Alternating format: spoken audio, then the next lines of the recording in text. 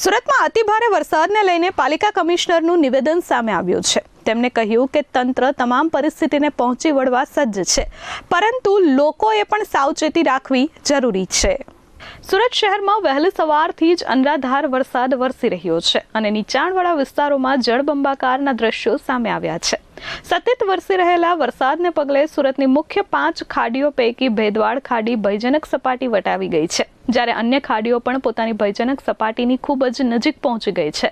શહેર પર ઘેરાયેલા પૂરના વાદળો વચ્ચે સુરત મહાનગરપાલિકાનું તંત્ર આ વખતે એક્શન મોડમાં દેખાયું છે। સુરતમાં ભારે વરસાદ અને હજુ પણ રેડ એલર્ટની આગાહી હોવાના કારણે ખુદ મ્યુનિસિપલ કમિશનર એમ નાગરાજન રસ્તા પર ઉતરી આવ્યા હતા। વરસાદી આફત સામે પહોંચી વળવા માટે મ્યુનિસિપલ કમિશનર એમ નાગરાજને આપેલા નિવેદન મુજબ રાહત અને બચાવ કામગીરી માટે મોટા પાયે આયોજન કરાયું છે।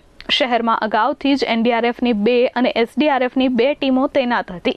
જોકે પરિસ્થિતિની ગંભીરતાને ધ્યાનમાં રાખી ગઈકાલે રાત્રે વધુ 2 ટીમ બોલાવવામાં આવી હતી। આ તમામ ટીમોને અતિ સંવેદનશીલ અને નીચાણવાળા વિસ્તારોમાં ડિપ્લોય કરી દેવામાં આવી છે। તંત્ર દ્વારા નાગરિકોને પણ બિનજરૂરી ઘરની બહાર ન નીકળવા અને ખાડી કિનારાના અને નદી કિનારાના વિસ્તારોથી દૂર રહેવા સૂચના આપવામાં આવી છે। સુરત શહેરમાં તથા સુરત જિલ્લા આજુબાજુના વિસ્તારમાં રેડ એલર્ટ જાહેર કરેલ હોય આજે સવારથી વરસાદનું પ્રમાણ વધારે ચાલી રહેલ છે।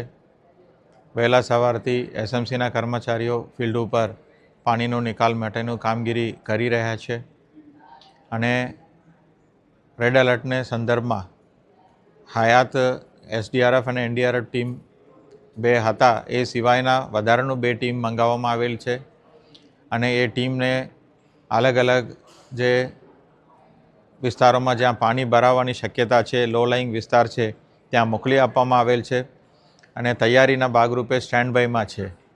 એની સાથે સાથે જ્યાં જ્યાં ભેદવાદ ખાડીમાં ડેન્જર લાઇન ઉપર પાણીનું પ્રવાહ ચાલે છે ત્યાં લોકોને લો લાઇંગ વિસ્તારમાંથી હટાવીને શેલ્ટરમાં લઈ જવાની કામગીરી પણ ચાલુ છે। પબ્લિક અનાઉન્સમેન્ટ સિસ્ટમ મારફતે લોકોને આહવાન પણ કરવામાં આવી રહેલ છે। એ સાથે બીઆરટીએસ અને સિટી બસના રૂટ્સમાં પણ જ્યાં જરૂર છે ત્યાં રૂટ્સને પણ રોકવામાં આવી છે। 5 એવા રૂટ્સ છે જે બંધ કરવામાં આવેલ છે અને બાકીના રૂટમાં તકેદારીના ભાગરૂપે મોનિટરિંગ કરવામાં આવી રહેલ છે।